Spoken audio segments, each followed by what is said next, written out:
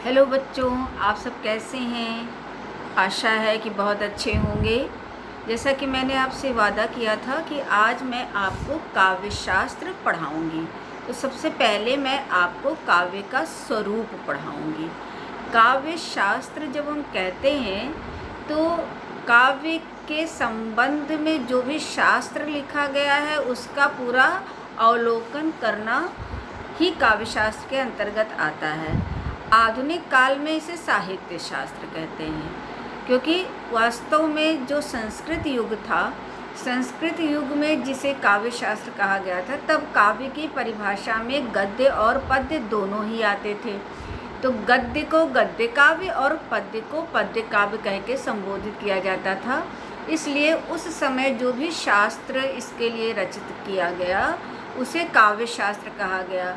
इसके अलावा संपूर्ण काव्य के सौंदर्य को अलंकार भी कहते थे।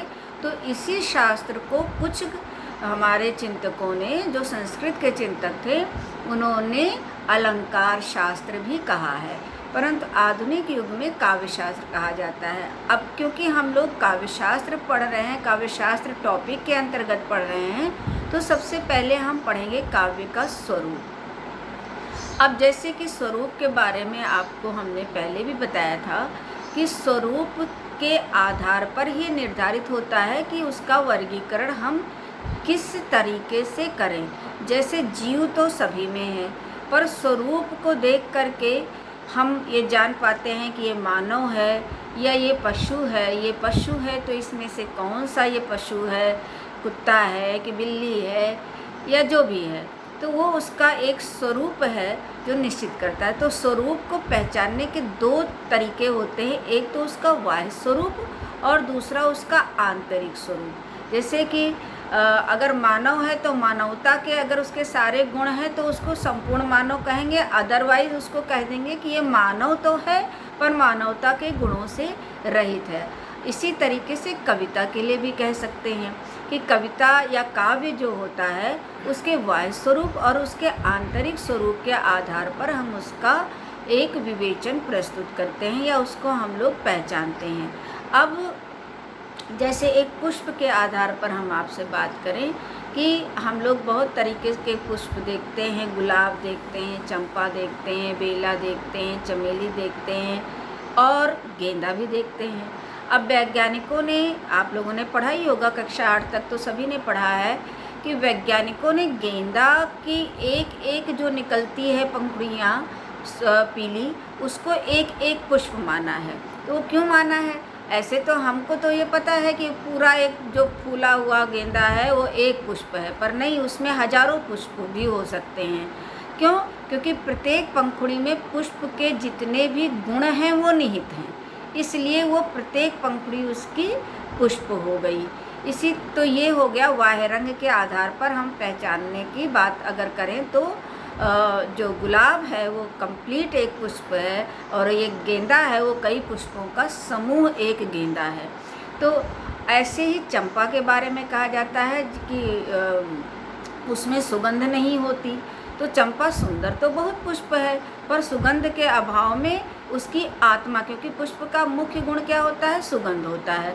तो पुष्प के सुगंध के अभाव में उसकी आत्मा नहीं मानी जा सकती है या आत्मा रहित पुष्प है, इसलिए लोग कहते हैं कि उसको भगवान पर नहीं चढ़ाया जा सकता। इसी तरीके से काव्य के भी हम लोग बाह्य और आंतरिक स्वरूप को पहचानते हैं। अब इसका जो काव्य शब्द का सबसे पहला प्रयोग हमें मिला था वो हमको मिलता है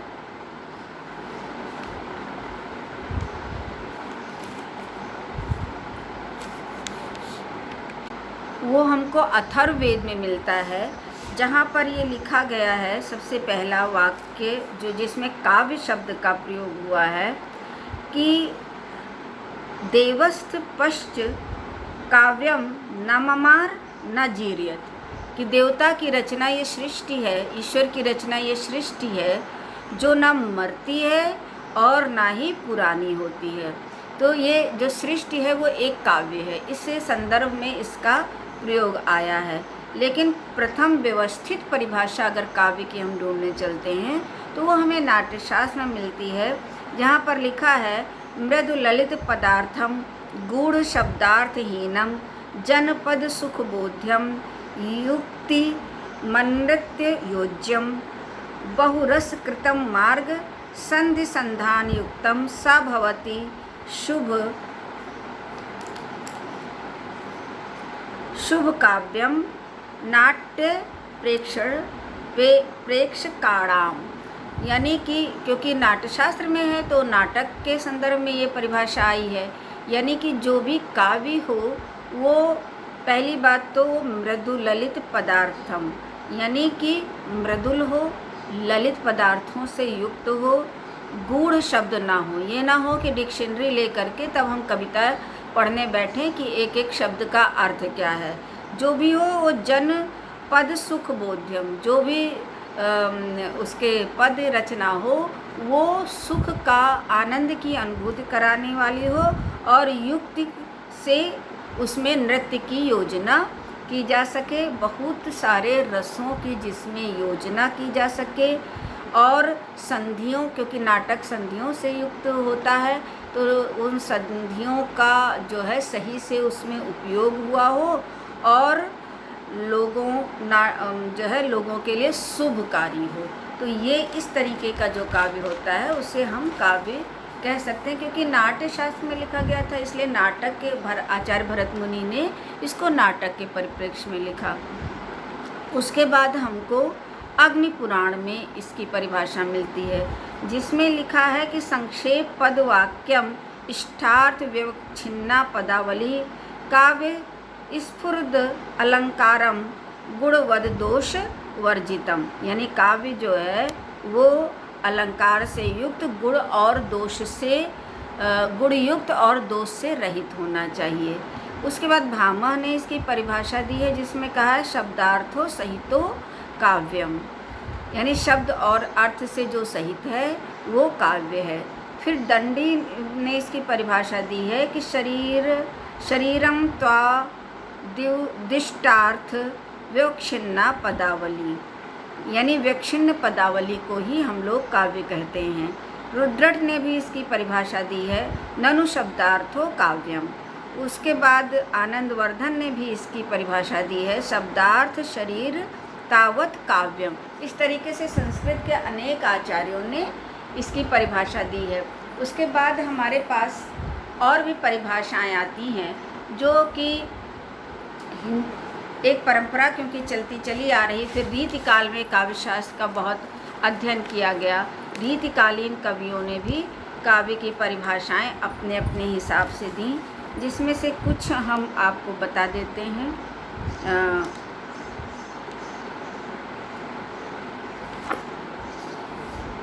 आचार्य केशवदास बहुत अच्छे काव्यशास्त्री हुए हैं।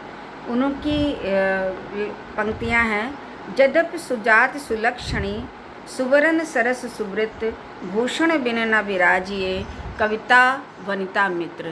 कि अगर आभूषण, क्योंकि अलंकार शास्त्री थे इसलिए इन्होंने अलंकार के विषय में कहा है कि अलंकार कविता में ज़रूर होने चाहिए।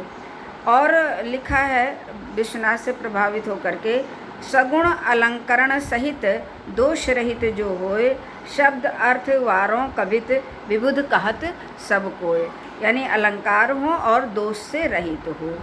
इसके अलावा भी इन्होंने लिखा है बात कहाऊ रस में जो है कवित कहावे सोय, यानी जो रसमय बातें हैं वो कविता कही जा सकती हैं। इसके अतिरिक्त कुलपति मिश्र हुए हैं बहुत बड़े विचारक। उनका है जगते अद्भुत सुख सदन सब दर अर्थ कवित वह लक्षण मैंने कियो समुच ग्रंथ बहु चित्त। तो इस तरीके से अनेक जो है वो काव्य शास्त्रियों ने अपनी परिभाषा दी है। उसके अलावा जब हिंदी में कविता या काव्य पर विचार होने लगा तो वो अंग्रेज़ी के कवियों के या विचारकों की धारा को लेकर के साथ साथ और अपने मन से जो उनके विचार आए, संस्कृत की पूरी परंपरा उन्होंने पढ़ी, रीतिकाल की पूरी परंपरा उन्होंने पढ़ी, उसके अलावा उन्होंने अंग्रेज़ी की पूरी परंपरा पढ़ी। तो उस लिहाज से जो उन्होंने अपने मत से काव्य की परिभाषा दी है। 2-4 परिभाषाएं मैं उसमें से भी आपको ज़रूर बताना चाहूँगी। जैसे महावीर प्रसाद द्विवेदी जी ने कहा है कि अंतःकरण की वृत्तियों के चित्र का नाम कविता है। और इन्होंने ही ये भी कहा है कि कविता प्रभावशाली रचना है जो पाठक या श्रोता के मन पर आनंदमयी प्रभाव डालती है। आगे ये कहते हैं कि कविता प्रभावशाली रचना है जो पाठक या श्रोता के मन पर आनंदमयी प्रभाव डालती है। मनोभाव शब्दों का रूप धारण करते हैं, वही कविता है, चाहे वो पद्यात्मक हो या गद्यात्मक हो। यानी कि जब हमारे मन के भाव शब्दों में अभिव्यक्त होने लगते हैं तब हम किसी काव्य की रचना करते हैं, चाहे वो हम गद्य की किसी विधा में उस काव्य की रचना कर लें या हम पद्य की किसी विधा में उस काव्य की रचना कर लें। आचार्य रामचंद्र शुक्ल ने जो परिभाषा दी है वो बहुत महत्वपूर्ण है कि कविता ही मनुष्य के हृदय को स्वार्थ संबंधों के संकुचित मंडल से ऊपर उठकर लोक सामान्य भावभूमि पर ले जाती है, जहाँ जगत की नाना गतियों के मार्मिक स्वरूप का साक्षात्कार और शुद्ध अनुभूतियों का संचार होता है।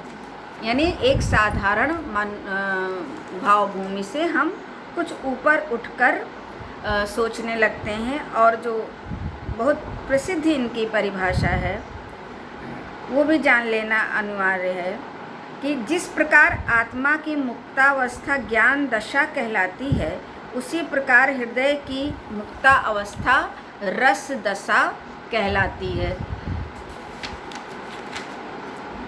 हृदय की इसी मुक्ति साधना के लिए मनुष्य की वाणी जो शब्द विधान करती है उसे हम कविता कहते हैं। तो इस तरीके से कुछ नए लोगों की परिभाषा भी देख लेते हैं हम लोग। प्रेमचंद ने कहा है काव्य जीवन की आलोचना है। डॉक्टर नगेंद्र ने कहा है काव्य आत्माभिव्यक्ति है, रसात्मक शब्दार्थ काव्य है और उसकी छंदोमयी विशिष्ट विधा आधुनिक अर्थ में कविता है। धूमिल ने भी इसके लिए कुछ विचार अभिव्यक्त किए हैं। उन्होंने लिखा है कविता भाषा में आदमी होने की तमीज़ है। कुछ अंग्रेज़ी कवियों के विचार भी हम सुन लेते हैं या पढ़ लेते हैं, क्योंकि वे भी कहीं ना कहीं आधुनिक काव्य को परिभाषित करने के लिए महत्वपूर्ण है। मैं वो सारे विचार आपको हिंदी में उसका अनुवाद पढ़ करके बताऊंगी। जैसे अरस्तु ने कहा है कि आदर्श का प्रदर्शन ही कविता है और कविता का तत्व है कल्पना। मैथ्यू आर्नल्ड ने कहा है कविता जीवन की सौंदर्यमयी और आनंदपूर्ण व्याख्या है। वर्ड्सवर्थ ने कहा है वो कविता प्रबल भावों का सहज उच्छ्वास है।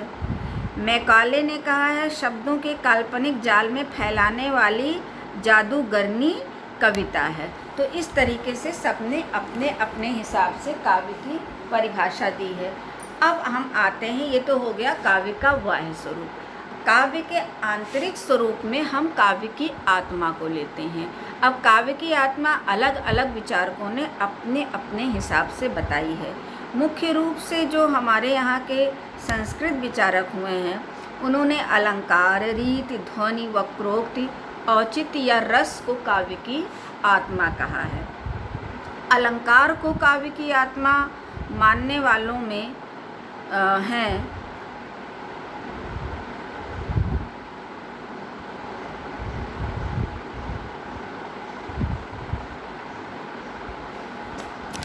आचार्य भामह। इन्होंने लिखा है न कांतमपि निर्मूष विभाति वनितान मम। और रीति को काव्य की आत्मा मानने वालों में वामन जी हैं, आचार्य वामन।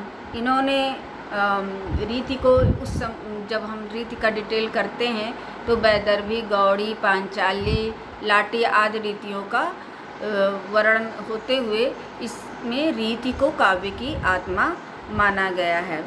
उसी तरीके से ध्वनि को काव्य की आत्मा माना है आनंदवर्धन ने। यानी वाच्यार्थ से अलग जो चमत्कारपूर्ण योजना होती है, वो शब्द योजना हो या अर्थ योजना हो, उसको हम लोग ध्वनि कहते हैं। और उसको काव्य की आत्मा माना है आनंदवर्धन ने काव्यस्य आत्मा ध्वनि कह के। 3 प्रकार की ध्वनियाँ मानी है, वस्तु और अलंकार और रस। आचार्य कुंतक ने वक्रोक्ति को काव्य की आत्मा माना है और कहा है वक्रोक्त जीवित कार, यानी कि आह्लादकारक सुंदर कवि व्यापार से युक्त जो उक्ति होती है वो काव्य की आत्मा होती है। अब उसमें जैसे हम लोग बातचीत करते हैं तो एक स्वभावोक्ति होती है कि वक्रोक्ति होती है। स्वभावोक्ति को इन्होंने उतना महत्वपूर्ण नहीं माना है, पर वक्रोक्ति को बहुत महत्वपूर्ण माना है। हालांकि जो है वाक वक्रोक्ति और श्लेष वक्रोक्ति कह करके इसको एक अलंकार के अंतर्गत दूसरे आचार्यों ने रखा है, लेकिन कुंतक ने 6 भेद करते हुए वक्रोक्ति को पूरा परिभाषित करते हुए वक्रोक्ति को काव्य की आत्मा माना है। औचित्य को भी काव्य की आत्मा माना है आचार्य क्षेमेंद्र ने। इन्होंने कहा है कि जब हम सभी चीज़ों को यानी ध्वनि को, रस को, रीति को, वक्रोक्ति को उचित ढंग से सजा करके एक कविता का निर्माण करते हैं, तब जा कर के वो काव्य वास्तव में अपनी आत्मा से परिपूर्ण होता है और इस तरीके से औचित्य ही काव्य की आत्मा है, ये आचार्य क्षेमेंद्र ने माना है।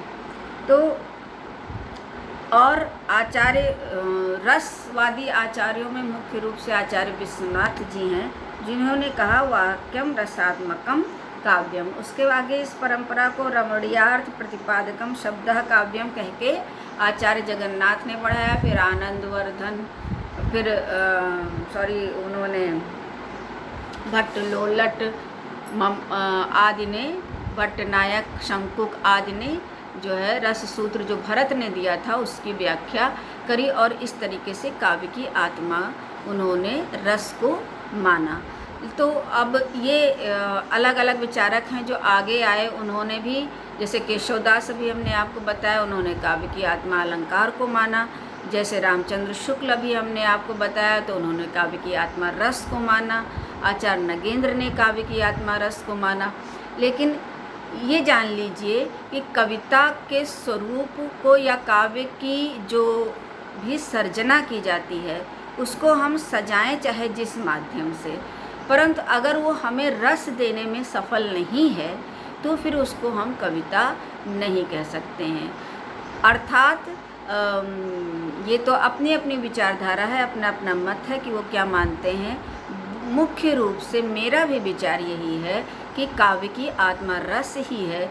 अगर उसमें थोड़ा बहुत अलंकार कम भी हो, थोड़ा बहुत उसमें रीतियाँ वक्रोक्तियाँ कम डाली गई हो, परंतु अगर वो रस देने में सफल है तो काव्य अपने आप में संपूर्ण है। आशा है आप लोगों को काव्य का स्वरूप समझ में आ गया होगा।